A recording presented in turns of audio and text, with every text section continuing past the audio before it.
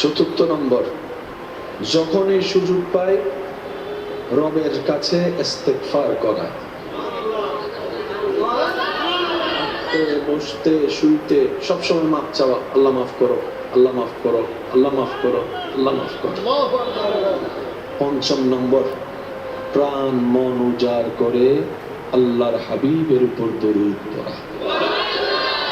এই পাঁচটা কাজের সাথে যদি আমরা এখান থেকে বন্ধুত্ব করতে পারি, আপনার জীবন চলার পথে যদি বিশাল পাহাড় ও আপনার রাস্তার বন্ধকতা তৈরি, আপনি চিন্তা করার আগেই, কল্পনা করার আগেই আপনার রব সেই পাহাড়ের ভিতর থেকে আপনার জন্য রাস্তা তৈরি করে দিবেন। সুবহানাল্লাহ। আমরা পাই না কেন? ব্যর্থতা আমাদের।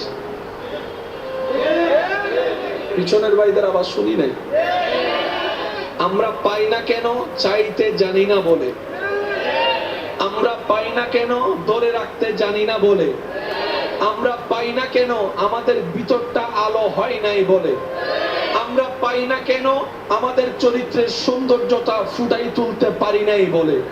না হয় নবী রাহমাতুল লিল আলামিনের উম্মত, এই সৃষ্টিতে আসমানের নিচে জমিনের উপরে সেই জাতি, যেই জাতির সম্পর্কে স্বয়ং রব্বুল আলামিন কুনতুম খায়রা উম্মত বলে অ্যানাউন্স করে দিয়েছেন, এই জাতি, সেই জাতি, এই দল, সেই দল, যেই দল হাজার অপরাধ করার পরও রব্বুল আলামিনের দরবারে তওবা করার সুযোগ পায়। সুবহানাল্লাহ। জান্নাতে যেতে গেলে নেক আমলের দরকার আছে, কম না বেশি? তো বেশি নেক আমল করতে গেলে বেশি হায়াতেরও দরকার আছে। আমাদের হায়াত, একটা সময় তো মানুষ মারা যাওয়ার আগে অন্তত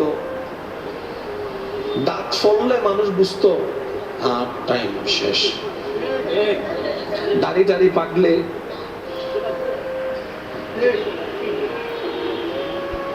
দাঁত পড়ে গেলে তো বুঝতো যে আমার টাইম